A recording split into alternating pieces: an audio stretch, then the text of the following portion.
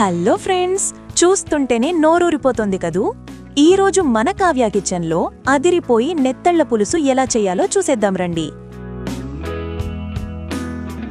ముందుగా శుభ్రం చేసుకున్న నెత్తళ్లను ఒక గిన్నెలోకి తీసుకుని అందులో 2 స్పూన్ల కారం, ఉప్పు, చిటికెడు పసుపు, ఇంకా 2 స్పూన్ల అల్లం వెల్లుల్లి పేస్ట్ వేసి ముక్కలకి మసాలా అంతా పట్టేలా బాగా కలిపి పక్కన పెట్టుకోండి.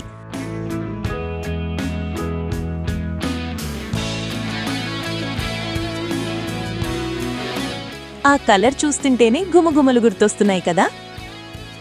ఇప్పుడు స్టవ్ మీద బాండీ పెట్టి నూనె వేడి చేయండి. అందులో లవంగాలు, దాల్చిన చెక్క, సన్నగా తరిగిన ఉల్లిపాయ ముక్కలు,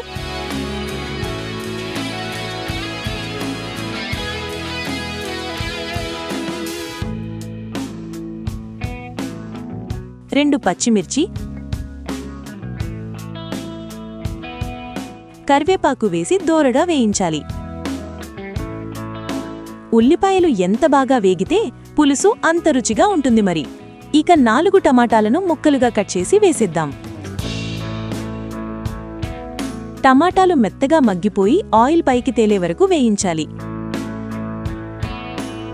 ఇప్పుడు మనం మసాలా కలిపి పెట్టుకున్న నెత్తళ్లను మెల్లగా ఇందులో వేసి కలపండి. నెత్తళ్లు చిన్నవి కాబట్టి చాలా సున్నితంగా డీల్ చేయాలి, లేదంటే ముక్కలైపోతాయి.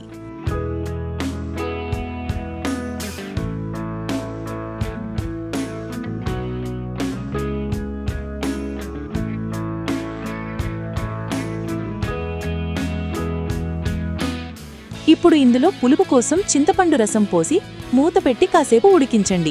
ఆ పులుసులో నెత్తళ్లు ఉడుకుతుంటే వచ్చే వాసనకే సగం ఆకలి వేసేస్తుంది.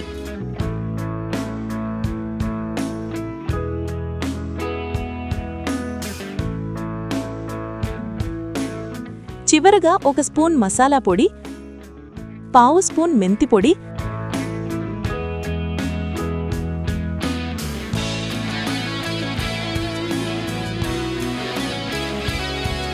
సన్నగా తరిగిన కొత్తిమీర చల్లుకుంటే అంతే, వేడివేడి నెత్తళ్ల పులుసు రెడీ. చూశారుగా, ఎంతో సింపుల్ అండ్ టేస్టీ నెత్తళ్ల పులుసు. మీరు కూడా ఇంట్లో ట్రై చేసి ఎలా ఉందో చెప్పండి. ఇలాంటి మరిన్ని రుచికరమైన వంటల కోసం మా ఛానల్ని సబ్స్క్రైబ్ చేయడం మర్చిపోకండి.